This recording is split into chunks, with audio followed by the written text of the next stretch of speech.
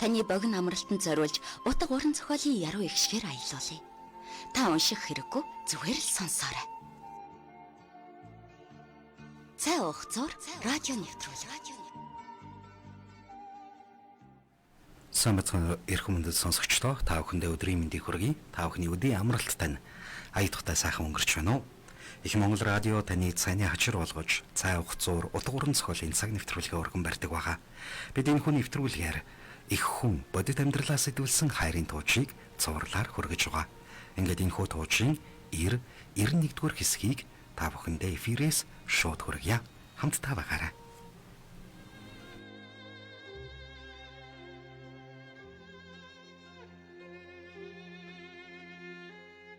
Их хүн бодит амьдралаас сэтгүүлсэн хайрын тууч. 90-р хэсэг. Дайснууд хулчин холдож түр амрах хооронд борц тэргүүтний амандааж ажиллан агаарын шиг өвсний шүүдэр ашиглан ээлжээр бясалгалд орж хэдэн хором ундаалахад биеийн уламж хаачин тулаанчдын ирээд орж эхлэх нь өглөөний нар мандах үед тэдний байгалийн мөн чанар нь эргэн сэрэгдэхтэй холбоотой ажээ. Тэднээс холдон одсон шавлыны тулаанчид агаарын чийг ашиглах бясалгал мэдэхгүй тулаа. Тус бүрдээ чийхтэй шүүдрийн өвсөн дээгүүр хөрвөөж гүйлдэн зарим нь шүүдрээс ундаалах бясалгал үйлдэж биеийн цангаагаа тайлж нунтаглаж бэлдсэн хуурай хоолноосоо амрууга тун жаахнаар чимхэнхийн өглөөний цоогоо хүртцгээйлээ. Ийхүү тулалдах тутам өнгөрдөг шавлыны тулаанчд ч гэсэн биеийн хөнгөрөн ямар их чадалтай шидтэй дайсан байсан ч хормын төдийд хөнөөх эрчим хүчийг хурааж амжжээ. Эдгээр дөрвөн тулаанчийн нэг нь 80 гарч байгаа бөгөөд удаах нь 73 нас хүрч байгаа ажээ. Харин үлдсэн хоёрын нэг нь энэ жил 59 нас хүрч байхад хамгийн залуу нь 37-ны жил өнгөрч яваа нь манай улаан тонгоргоос 5 насаар залуу ажээ. Ийм хүмүүстэй хамт эрүүл тулаан хийж байгаа бахин хүзүүд санаанд оромгүйгээр залуу бөгөөд их улсын тулааны урлагийн өвийг хадгалж үлдсэн.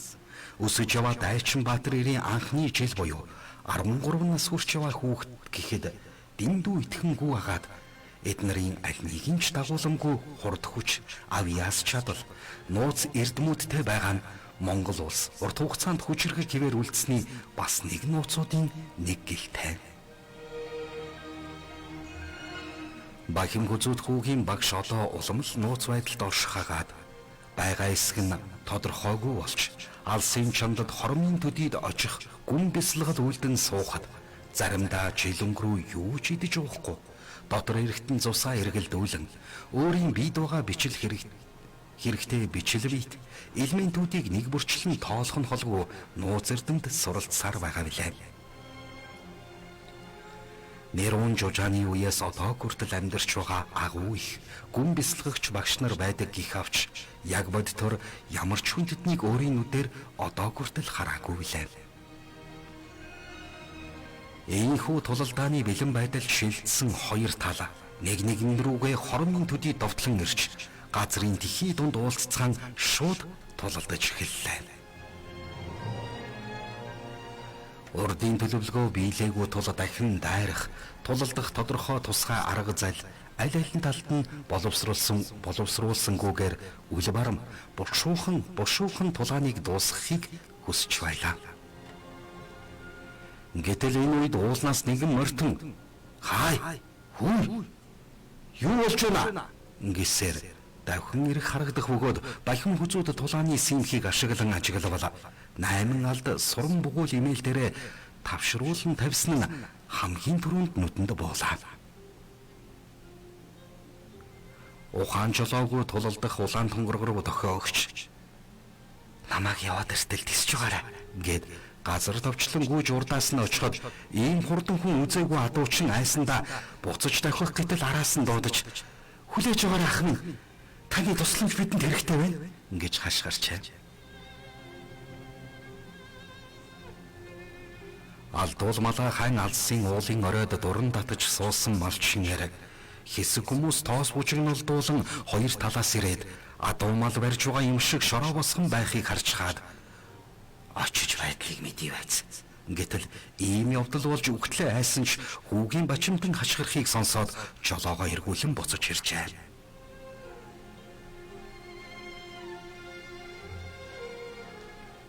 Хүү малчин ирлүүд өгөж ирснэ.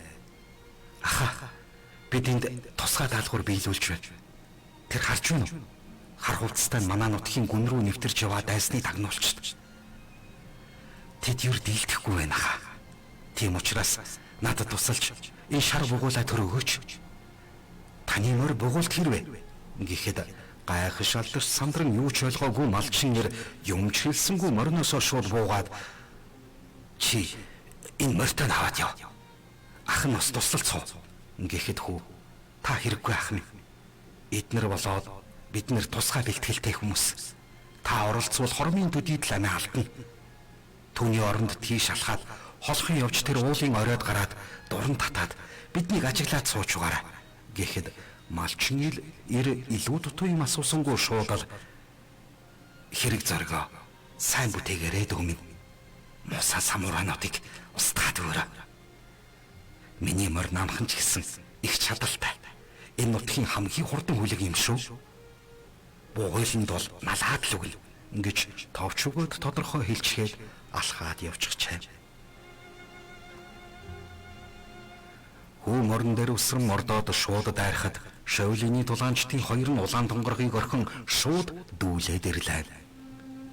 Бахим хүзүүд мордохдоо эвхэж бэлдсэн бугуулаа гургуулчлан шидэхэд урд үзүүр нь гогцоорон салсаар хормын зуурт хоёр тулаанчийн биеэр 8 тоо хэлбэртэй очиж цохигдсон ороход хаахтай дэнний сарвалдсан ч урд нь бухын ганц эвэрт гогцооролдуулан шидэнгүүт эсрэг талын урд хөлтөө нь 8 улан холбож сурсан техниктэй хүүгийн бугуйлнаас яагаад ч бултаж чадсангүй.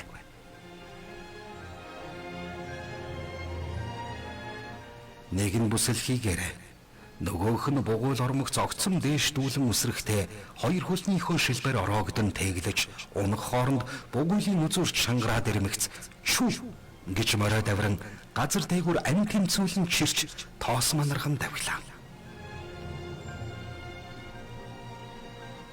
Олон газар тулалдаж явсан зоригт дайчин Шавлины их маструуд морь бугуйл ашигласан бухтын хөндийн тулаанчийн хосолсон аргууд буюу Монгол цэргүүдийн тулааны шилдэг зэвсгийг давж гарч чадалгүй морины хурдан явдалд чирэгдэн явахдаа бүсэлхийгээрээ ороогдсон тулаанчийн хоёр гар нь давхар хүлэгдэж чивчрэн шангарсан тул ямар ч хөдөлгөөнгүй нүдэн бүртэлцэн байхаагаад шилбэрээ туршигдан чирэгдэж яваа баатарэр гидсний таталтхийн өндийхдөө биенийхэн үлдсэн хоёр одоо самбаачлан шидсэн ч үүнийг урдчлан тавралсан бахим хөзөд бугуйл таслахаар чиглэн ирсэн ихний одноос үеэлэг бултуулан татаж зайлуулахад үлдсэн ганц од нь шууд морины хөлийг чиглэн нисгэн ирмэгц хойш тонгон соронцтой суран дүүгүүрээрээ амжилттай хааж одыг хураан авч чадлаа.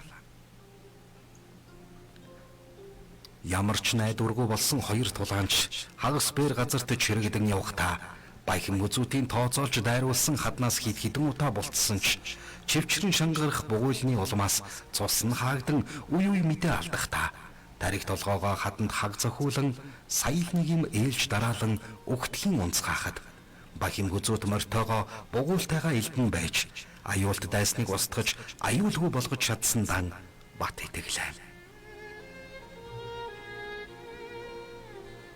Хоёр тулаанчийг хайр наргүй чирч алсандаа сэтгэл нь жаахан гонсойсон хөө.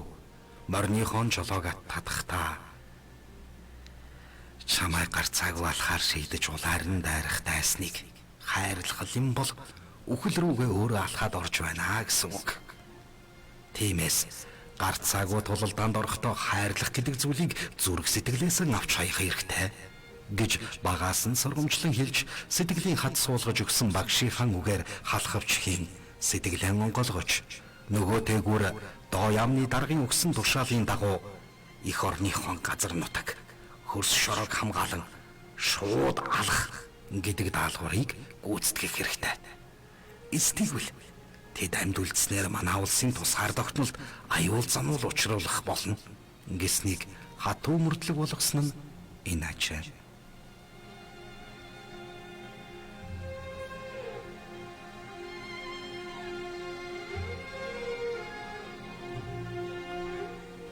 Ирнэ нэгдүгээр хэсэг.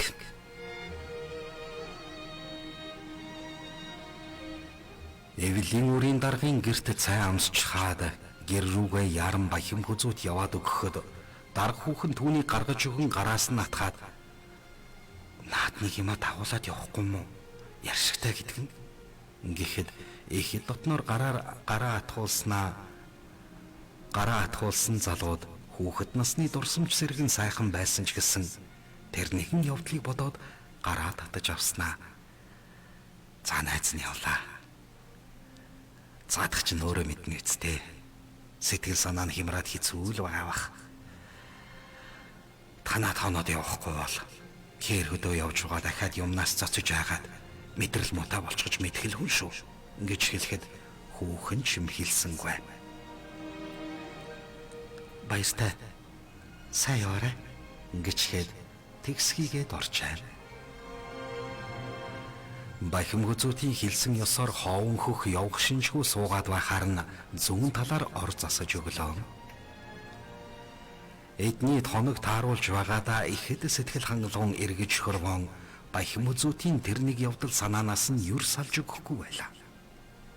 Олон хоног яваад буцаж ирэхдээ хоовон хөхийн санааг амраах гэж бас ч айцыг нь алга болгох гэж хэрхэн явсан тухайга нэг нэгэнгүүгээр баян хүзүүд түүнд ярьж өгөхдөө өөр хинт ч хэлж болохгүй гэж хил амыг нь аван байж хэрхэн түүний өшөөг авсан тухайга ийхүү үргэлжлүүлэн хөөрөнсөн ачаа.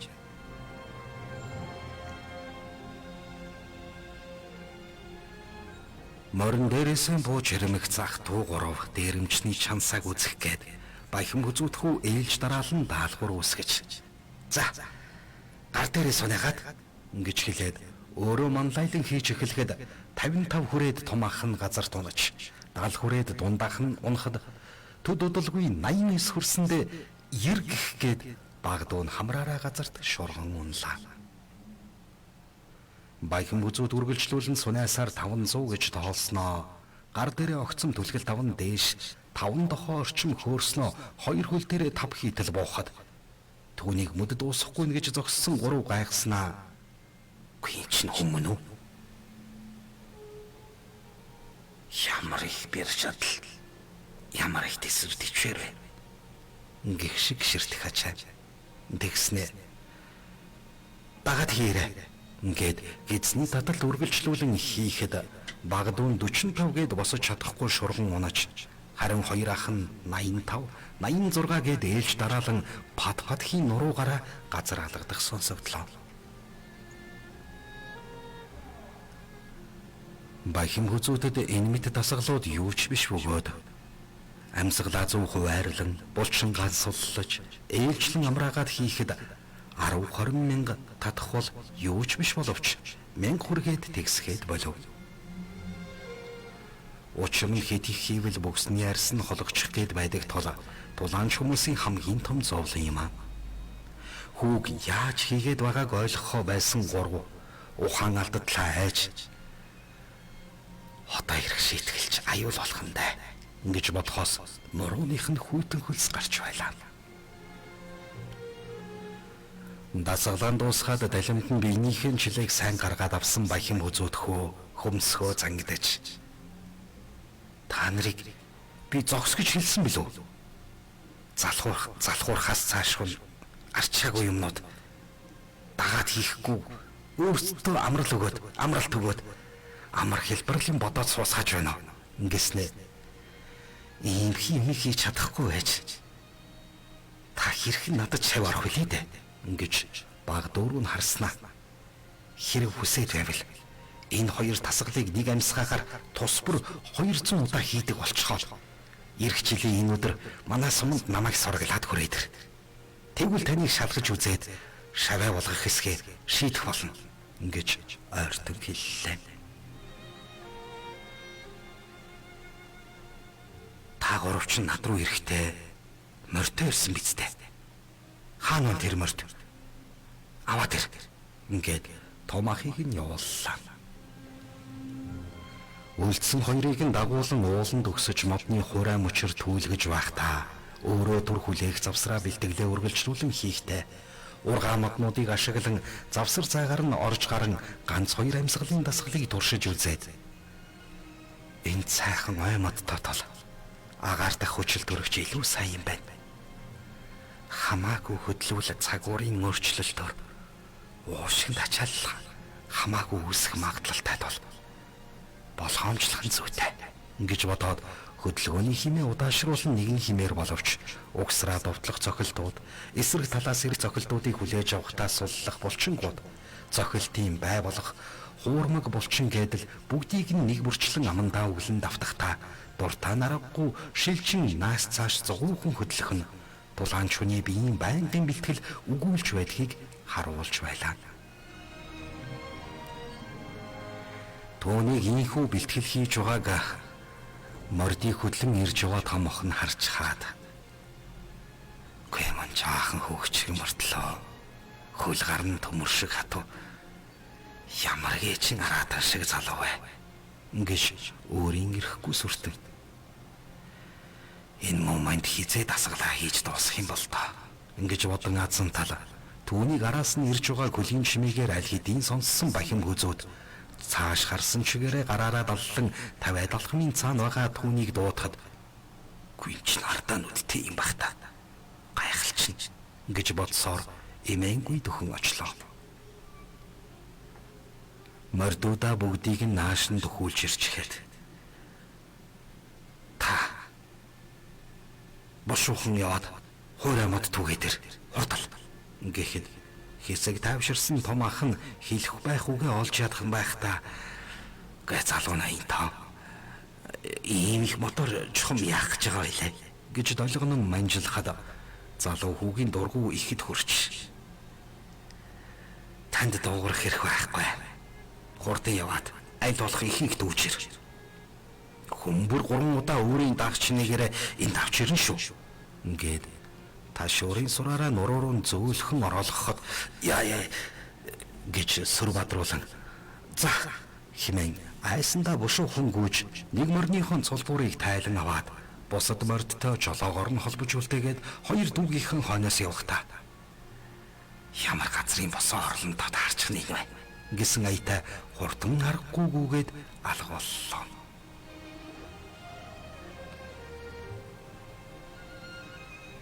Иймэрхүү хүмүүс мориунож биеийн амрыг харан энэ тэнд дэмий тэнэж хулгай хийж хазаар гүйлгэн явдаг бөгөөд амьдардаг гэрийнх нь гадна үзээд үгүй гэвч түлэгтүлээ байх нь бүүхэл хотны баасаа хүртэл цэвэрлээгүй байдгийг сайн мэдэж байлаа.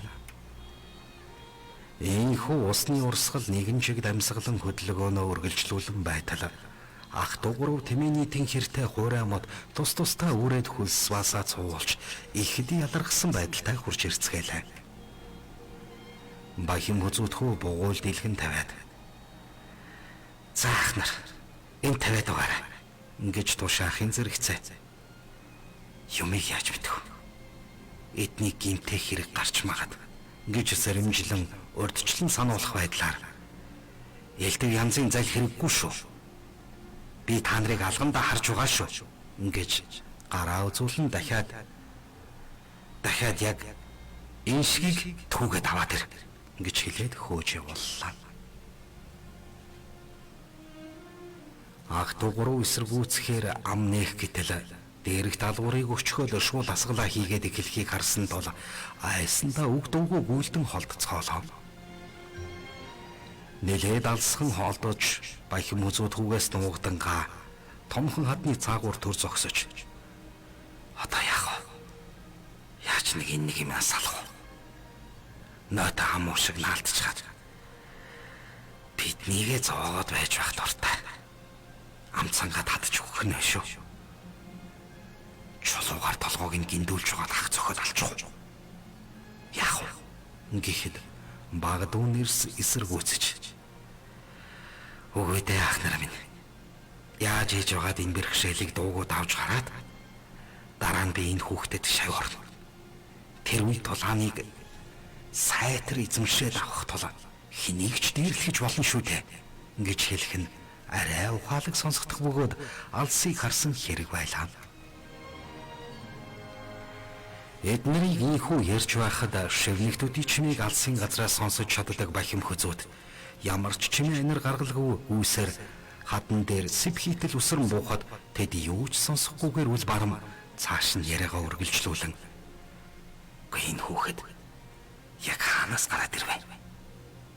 Ямар гайтай явдал ихээр биднийг олоод ирдэг байна. Энэ их түлээгээр яах гэж байгаа юм бол тоо. Гэтэл дуугуул түг гэсэн шүү. Ингэж хатны дээрээс хариулт өгөхөд тэд гайхан дээш харвал баян бүзүүд аль хэдийн хүрээд ирчихсэн тэдний яриаг сонсоод зогсож байлаа. Саяны ярианда сандарч гэмссэн тэд таран бутарч мод түүхээр гүйлтлээ. Гүйэр яасан хаширдаггүй хүмүүс вэ? Ингэж бодсон баян бүзүүд. Гүгээд хурдлаа. Гэхдээ наад гар хөлөө хурдан хөдлөг. Бэлэн хөвтөж байгаа түлийн моднуудыг түүж ядаад байх юм. Та нарт хитгэн хором үлдлээ. Удаад байвал уу? Дахиад яг энэ шигийг шүнжин түлгэн шүү. Ингэж айлгах зоригтой хэлээд хаднаасаа бууж дасгалаа үргэлжлүүлэх үед нар шингэх дөхөж байлаа. Үргэлжлэл бий. Сонсогч та бүхэндээ их хүн бодит амьдралаас сэтүүлсэн хайрын дуучийн 91-р хэсгийг дуулгалаа. Өгүүлэгч Хос Хоёр, дууны найруулагч Цэнтава. Их Монгол радио 2020 он. Сонсогч та их хүн дуучийг бүрэн ихээр нь уншихыг хүсвэл ном борлуулагдж байгаа дараах цэгүүдийг дуулгая. Цэцэг төв утас 9521 тэг 413 Гранд Плазагийн 4 давхарт 417 тоод Герман гутлын тасаг бүхийн өргөө гоё офис утас 8817 14 болон аз хур интерномын дэлгүүрүүдэд борлуулагдж байна. Мөн та байгаа газараа хургуулж авахыг хүсвэл 8899 5856 99-8 тэг 569 дугаараар холбогдож захиалгаан өгч номоо хургуулan аваарай.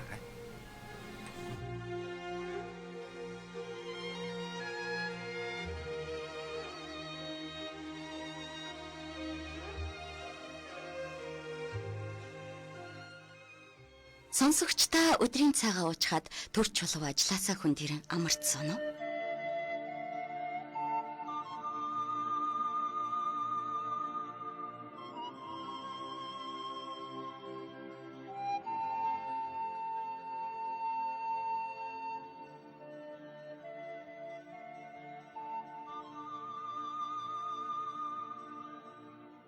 Таны богино амралтанд зориулж утга уран зохиолын яруу ихшгээр аялуулъя. Та унших хэрэггүй, зүгээр л сонсоорой. Цай уух зур радио нэвтрүүлэг.